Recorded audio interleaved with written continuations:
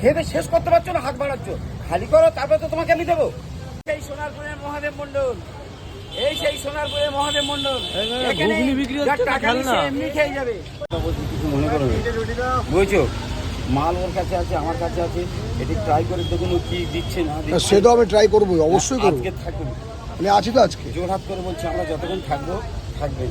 ঘন্টা 30 থাকে, আমি তার পারিশ্রমিক আমি তোমাকে দিয়ে দেবো।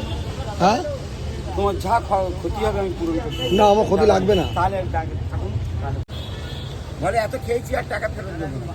তোমার আমি শুনছি নাকি অনেক কাস্টমার এখানে দাঁড়িয়ে আছে, অলরেডি ওখানে গেছে বা এই দিকটা আছে, ক্যামেরা চললেই তুমি আনলিমিটেড দিচ্ছ না, তুমি রেগে যাচ্ছ যে দেবো না, হচ্ছে না, হবে না।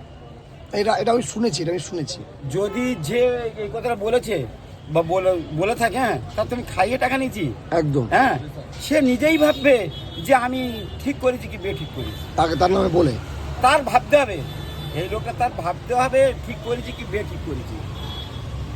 এই জায়গাটা বোর্ডটা টাঙিয়ে দিয়েছি, খেয়ে খেয়ে লাস্টে ফেলে দেবে, তাকে কি খাওয়ানো উচিত? টাকা বলছে যদি 10 টাকা মানে 10 প্লেট কোনো কাস্টমার ঘুগনি খেয়ে নেয়, তাকে পুরো ঘুগনিটা ফ্রি করে দেওয়া হয়। এখানে ফ্রি করা হয়, হ্যাঁ, এখানে ফ্রি করা হয়।